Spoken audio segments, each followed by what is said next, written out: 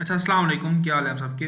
तो एक और जो रैंकिंग सिग्नल के तौर पर यूज़ होता है वो होता है जी एंकर टेक्स्ट, कि आप कौन सा एंकर टेक्स्ट यूज़ कर रहे हैं। अगर आप रॉन्ग एंकर टेक्स्ट यूज़ कर रहे हैं या कीवर्ड स्टफिंग कर रहे हैं एंकर टेक्स्ट में, तो आप गूगल से बहुत जल्दी ही पेनलाइज हो जाएंगे और आपकी साइट डाउन हो जाएगी। आप किस तरह चेक कर सकते हैं, ठीक है, अगर आपकी क्लाइंट की साइट है और अगर आपकी अपनी साइट है तो आप उसको किस तरीके से बैलेंस कर सकते हैं। अगर आपके एंकर टेक्स्ट बैलेंस नहीं है तो बहुत ही जल्दी आपकी साइट डी रैंक हो जाएगी गूगल से, क्योंकि गूगल को पता चल जाएगा कि आपने खुद बैकलिंक बनाए हैं, आपने खुद जाके लोगों को पेड करके अपने बैकलिंक्स लिए हुए हैं वहाँ से।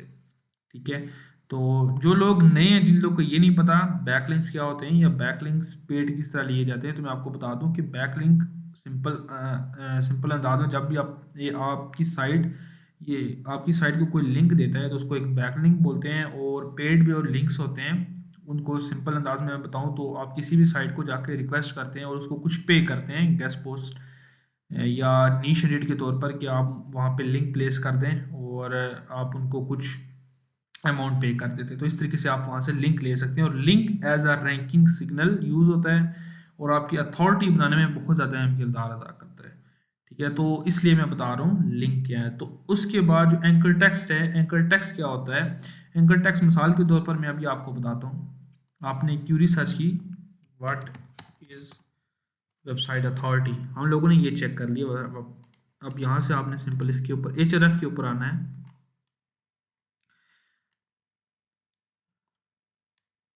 अच्छा, यहाँ पे मैं अभी आपको बताता हूँ, इन्होंने कहीं ना कहीं किसी ना किसी साइट को लिंक दिया होगा। हाँ, ये जो चीज़ है ना, if you use content explorer, ये जो लिंक लगा हुआ है इसको एंकर टेक्स्ट बोलते हैं।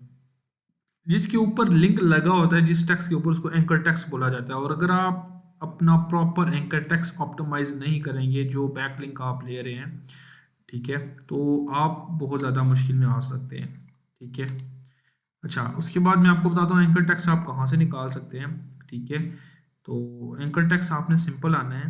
मैं एक और चीज़ बता दूँ, जो न्यूबीज़ होंगे उनको बता दूँ कि जब आप किसी भी साइट को गेस्ट पोस्ट के लिए कहते हैं या नीश एडिट के लिए कहते हैं, तो आप उनको एक लिंक देते हैं कि आपने इस साइट को लिंक देना है।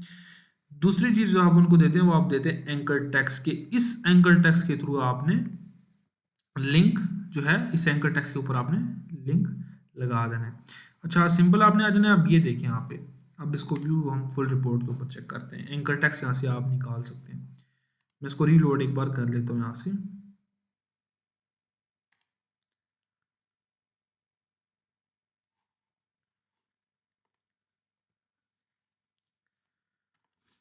अच्छा, ये आपके पास आ गया एंकर टेक्स्ट। अब एक चीज़ देखें, मैं आपको बताता हूँ। अगर यहाँ पे हमारे पास यूज़ हुआ होता बेस्ट बैकपैक, ठीक है, 60,000 बार एंकर टेक्स्ट, ठीक है, तो गूगल इस साइट को पेनलाइज कर देता। अब इसने यहाँ पे मैक्सिमम जो लिंक लिए हुए हैं ना, मैक्सिमम वो अपनी ओरिजिनल जो है इस एंकर टेक्स्ट से लिए हुए हैं, जो इसका अपना यूआरएल है। तो इससे गूगल को ये जाहिर हो रहा है कि जो भी साइट इसको लिंक दे रही है, ठीक है, कोई भी एक बैक लिंक दे रही है, वो इसको ओरिजिनल इसके नाम से जानती है, ठीक है, बैकपैकर.com, तो उस वजह से उसके एंकर टैक्स से दे रही है। दूसरी, इम्प्टी एंकर टैक्स इस बंदे ने रखा हुआ है। इम्प्टी एंकर टैक्स रखने से मुराद ये है कि इसके जो ये एंकर टैक्स हैं ये बैलेंस हो जाएं, ठीक है, क्योंकि अगर इन 46,000 की जगह इसने कुछ एंकर टेक्स्ट जो हैं बेस्ट और इस तरह के एंकर टेक्स्ट रख दिए होते, जो कि गूगल में ज़्यादातर जो है जैसे ये गियर रिव्यू हो गया, ठीक है, एडिडास, डायरेक्ट स्विफ्ट, इस तरह के रिव्यूज़, इस तरह के अगर इसने एंकर टेक्स्ट रखे होते तो ये बहुत जल्दी पेनलाइज हो जाता। एम्प्टी एंकर टेक्स्ट क्या होते हैं, ठीक है, एम्प्टी एंकर टेक्स्ट मिसाल के तौर पर बाज़ औक़ात आप देखते हैं कि हाल ही कोई भी एंकर टेक्स्ट नहीं लगा, सिर्फ लिंक जो है वहाँ पे लगा होता है, ठीक है, पूरा का पूरा यूआरएल पेस्ट हुआ होता है, ठीक है।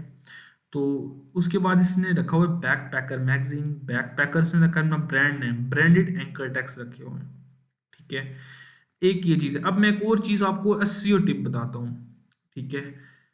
एसईओ टिप ये है कि बाज़ औक़ात आप अगर किसी क्लाइंट के लिए काम कर रहे हैं, ठीक है, तो आप टॉप 10 रिजल्ट्स को एनालाइज करते हैं और चेक करते हैं कि हर जो एंकर टेक्स्ट हैं, ठीक है, वो किस तरीके के बैकलिंक उन्होंने लेकर एंकर टेक्स्ट रखे हुए हैं। बाज़ औक़ात टॉप 10 की जो साइट्स हैं उन्होंने बहुत ज़्यादा एग्रेसिव एंकर टेक्स्ट रखे होते हैं, ठीक है। मैं आपको बताता हूँ, मिसाल के तौर पर आपके पास कीवर्ड है व्हाट इज़ वेबसाइट अथॉरिटी। तो अगर मैक्सिमम वेबसाइट ने जो एंकर टेक्स्ट लिया हुआ है वो वेबसाइट अथॉरिटी रखा हुआ है, तो आपने भी अपनी साइट के साथ थोड़ा सा एग्रेसिव जाना है, ज़्यादा नहीं लेकिन थोड़ा सा एग्रेसिव, अगर आपने रैंकिंग लेनी, ठीक है। तो ये चीज़ भी, ये एसईओ टिप है मैं आपको बता रहा हूँ, और ये मैंने एक बहुत बड़े जो है एसईओ एक्सपर्ट हैं यूएसए के, नेथन गॉज, उनसे सीखी है, ठीक है। कि आपने टॉप 10 रिजल्ट्स को एनालाइज करने हैं, ठीक है, और चेक करना है कि जो टॉप 10 के रिजल्ट्स हैं, ठीक है, उन्होंने कौन से एंकर टेक्स्ट यूज़ किया, और वो बहुत ज़्यादा एग्रेसिव तो नहीं गए हुए अपने एंकर टेक्स्ट के साथ। अगर वो बहुत ज़्यादा एग्रेसिव गए हुए अपने एंकर टेक्स्ट के साथ, तो आपको भी अपने एंकर टेक्स्ट के साथ थोड़ा एग्रेसिव जाना पड़ेगा अगर आपने टॉप 10 में रैंकिंग लेनी है, ठीक है। और एक और चीज़ जो मैं आपको बताता हूँ, बाज़ औक़ात आपके यहाँ पे बैलेंस नहीं हो रहे होते एंकर टेक्स्ट, ठीक है। तो उनको बैलेंस करने के लिए आप लो अथॉरिटी लिंक ले सकते हैं कम पैसों में, ठीक है। मतलब लो अथॉरिटी, लो क्वालिटी की बात नहीं कर रहा मैं, स्पैमी बैकलिंक्स की बात नहीं कर रहा मैं आपको बता रहा हूँ लो अथॉरिटी। ऐसी साइट जिनकी 5 अथॉरिटी है, 10 अथॉरिटी है, ठीक है, 2-3 अथॉरिटी है, अथॉरिटी स्कोर है, उन साइट से आप गेस्ट पोस्ट ले लें, नीश एडिट ले लें, ठीक है। बहुत ही कम पैसों में आपको मिलेंगे, बल्कि बाज़ औक़ात फ्री भी मिल जाएंगे आपको अगर वो बिल्कुल न्यू साइट्स हैं, ठीक है। तो अगर ओवर ऑप्टिमाइज हुआ है तो आप उनको बैलेंस कर सकते हैं कुछ इम्प्टी एंकर टेक्स्ट लगा के। अगर बहुत ज़्यादा एग्जैक्ट मैच कीवर्ड यूज़ किए हुए इन्होंने, तो आप ब्रांडेड कीवर्ड यूज़ कर सकते हैं। ब्रांडेड कीवर्ड कौन से होते हैं? इस साइट का जो ब्रांडेड कीवर्ड है वो है बैकपैकर, ये वाला ब्रांडेड कीवर्ड है।